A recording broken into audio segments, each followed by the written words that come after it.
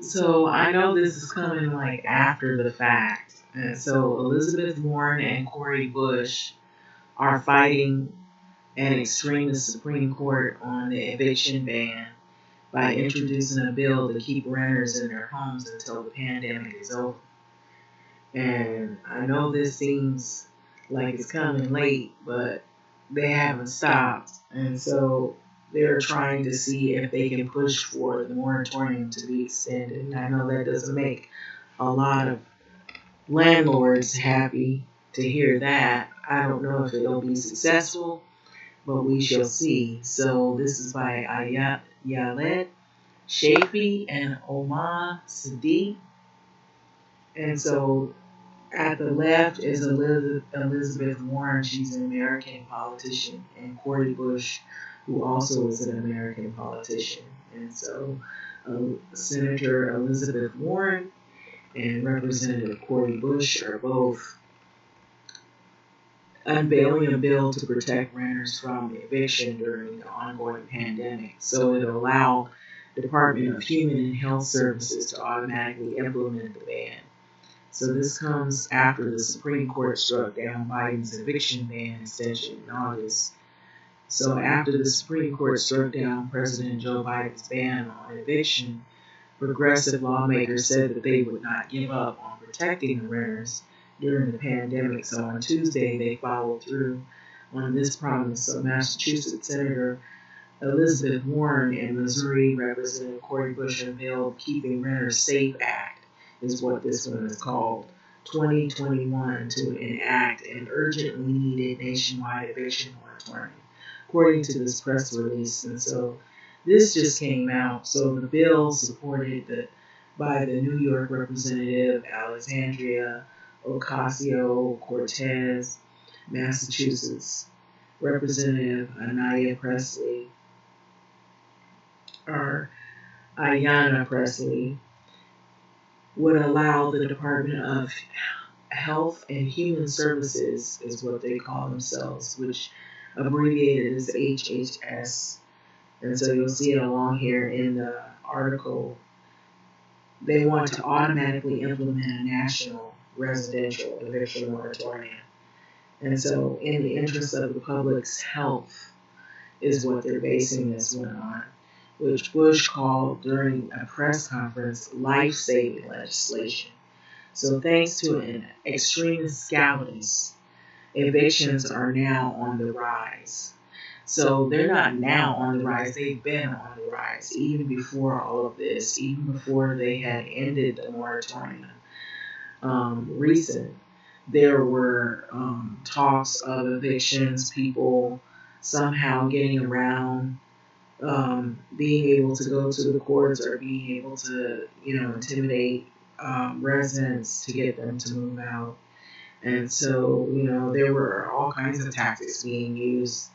I've heard of some people saying that their electricity and their water was shut off.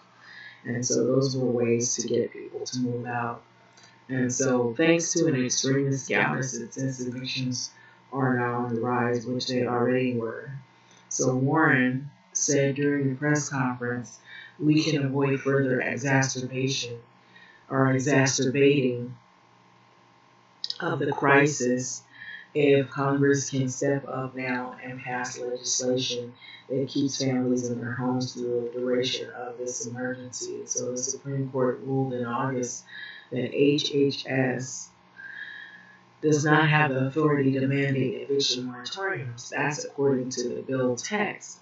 But the Democrat legislation would amend Section 361, which is the Public Health Service Act, to grant HHS the permanent authority to institute an eviction ban. So as the bill lays out, the HHS would be able to implement an eviction that would be an eviction ban that would be automatic, meaning no individuals would have to apply to all residents, eviction filings and judgments, allow the HHS secretary to establish moratorium exceptions necessary to protect health and safety of others, and it will remain in effect at least 60 days after this pandemic has ended officially. And so on August the 3rd, Biden's Center for Disease Control, which is well known as the CDC, issued a new eviction ban following pressure from progressives after a nationwide ban had just lapsed on July the 31st.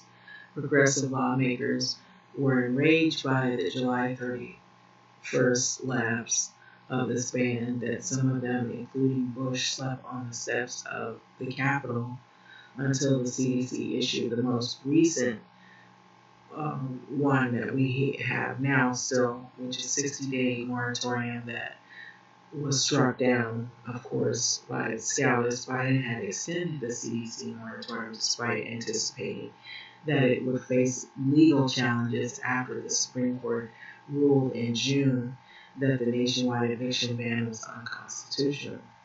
And so this was in a 6-3 decision last month. So the Supreme Court's majority affirmed that the ruling reiterated that only Congress, not the CDC, had the power to specifically authorize a federally imposed eviction ban, or eviction moratorium, that is.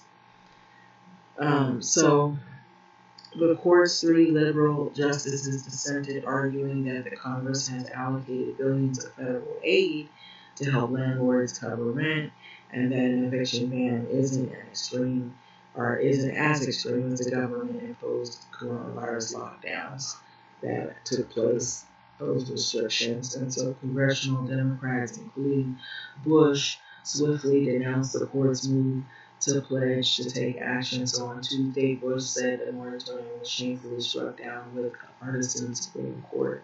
And so about 7.4 million Americans are at risk of eviction in the coming months. And so that, like I said, was already happening even prior to that, where people were already in danger.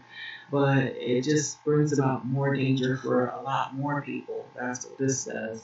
So about 16% of all renters, according to the Census poll survey data, and given the surge of the Delta variant, there isn't any way to know when this pandemic will truly end. So how long the proposed eviction ban would need to last either. So there's no knowledge on that. So Insider reported on the reasons why the Supreme Court voted to expose millions to eviction, given the multiple courts ruled government did not hold the authority to impose a nationwide ban. So the judge, our federal judge, that is, recognized that the concerns of Bush and Warren and other progressives had, and said that while she did not think that the ban was legal, she would uphold it given that the pandemic is not over. So a date is not yet set for when the Democrats' bill will be brought to the House floor. Housing is a human right, not a bargaining chip to let fall between the bureaucratic cracks, Bush said in a statement. So nearly 40 million Americans have tested positive for COVID-19. That's where we're at now. Over 670,000 people have died of this virus, and countless others are living permanently disabled from its effects as the Delta variant continues to force individuals to quarantine, close schools, and also stifle businesses. We must do all that we can to save lives. So this original article was out of Business Insider. So that's pretty much how this article goes. So it's a wait and see type of situation to see if this actually takes place. And so that is something more recent that came out just today. So we shall see.